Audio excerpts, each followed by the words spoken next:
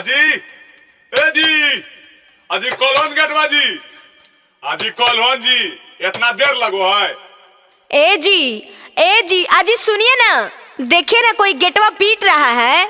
अरे छोड़ दही ने, नया नया शादी के लिए सब जल रहे है। देखो न के करो हको दुआरा बहाला, हमारा बुझा हो कि हको टेंट वाला।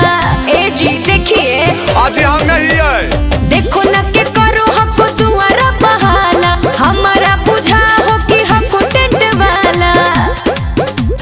काहे परेशानी तनी पूछ के आओ, काहे दुआर पे आया है। अरे हमरा तो लगता है गरीब आदमी को सदियों करना गुनाह है। अमीर आदमी शादी करता है तो गोवा, शिमला, लंदन, पेरिस घूमने जाता है, और गरीब आदमी शादी कैला के बाद ड्रामा देखो। हाँ भाई तोरा की घटलो? अरे भाई हमर दूगो तकिया हेरा गेलो। अरे तो तकिया हेरा गेलो तो पुलिस स्टेशन है जे रिपोर्ट लिखवावे लेनिया। भाई हम मंगरुआ टेंट वाला का बेटा हैं। अरे मंगरुआ का बेटा रहो चाहे झिकरुआ का बेटा रहो, तुम्हारा तकिया लेके हम सुतल हैं। आए अजी की दिक्कत है, काहे ला गरमाल हो? दूगो तकिया इसका हेराया है, ये उसी को ढूंढने आया है। दूगो तकिया इसका हेराया है, ये उसी को ढूंढने आया है। अजी दे दो नंबर तकीबा के पैसा जी। अरे रे साला गरीब आदमी, ले 500 जाओ ऐस कर। भोरे भोरे आके किच किच कर रहा ले। 2500 हमरा ससुराल में गोड़ लगाइए मिले, ओकरा में 500 तो ले गए, अब 2000 में की होते? अजी सबे के पैसवा दे देबो तबे न ठीक रहते, काहे ला सबके उधार रख ले हो?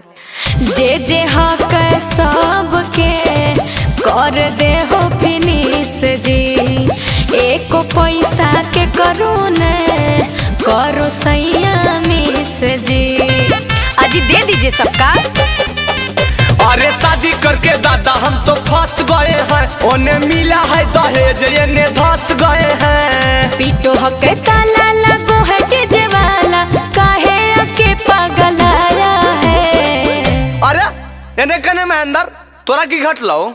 अजी की कहियो भैया, तोहर बियाहवा में जे डीजेवा बजैलियो तो 1000 रुपया बाकी नहीं है जी। और देखो ने मास्टर साहब स्कूलवा में बुतरुआ के मांग रहलखिन है, तो दे दे थोल तक काम हो जीते हल। अरे तोरा की पैसा देबो? एको गाना तो तू अच्छा से नहीं बजाइनी है। तोरा कह रहा कि अमिताशी के बभना मांगे चुमा बजाई दे, तो खाली खेसारी लाल के गाना बजा रहा नहीं है। जी भैया तो इस ऑपरेटरवन करवा लीजिए। आए जी अब इनकरा की दिक्कत होले? बाराती में डीजे बजाया है, पैसा ला घर पर आया है। बाराती में डीजे बजाया है, पैसा ला घर पर आया है। अजी दे दे होने जी, बाल बच्चा के पढ़ावे के बात न है। अच्छा ठीक हो, तू ठीक है कोई। ए महेंद्र रे ले मुहा कायल लटकैले, ले पैसा जो बच्चा के अच्छा से पढ़ा लिखाओ। कल हो फूटानी जी सदिया में ज्यादा, हाथी घोड़ा डीजे ले लो अंग्रेजी बाजा। इतना खर्चा कैला के की जरूरत रही? जिंदगी गरीब के है बड़ी दुखदायक, शादी के साथ खुशी मिला दर्दनायक।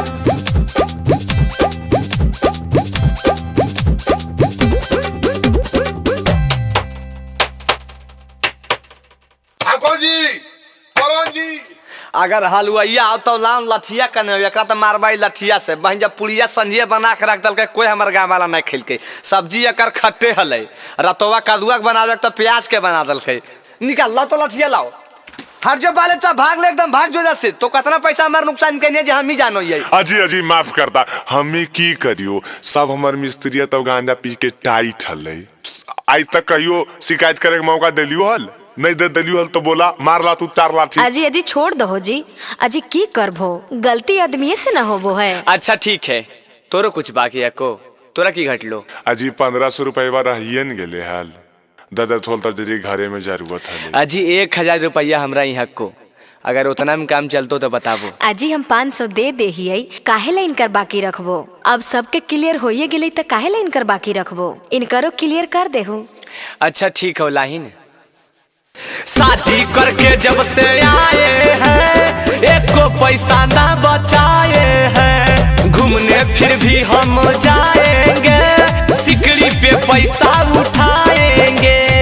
वाह स्वामी जी, आपने तो मेरा दिल ही खुश कर दिया।